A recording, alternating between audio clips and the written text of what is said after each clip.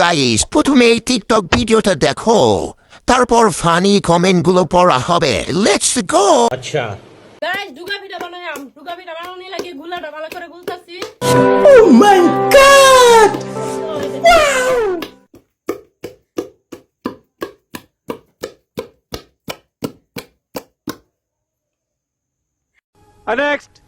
तो चलिए शुरू करते हैं। আপু, আপনার এই দুইটা তো অনেক নড়তাছে। শব্দটা কেউ কি চিনছো নাকি আমার মতো? হা হা। ভাবি ভাই যখন রাতে আপনাকে কাজ করে তখন এই শব্দ হয়। মাইন্ড এত খারাপ হলে পিঠাগুলো খাবে কি করে? ভাবি রাতেও এরকম শব্দ হয়?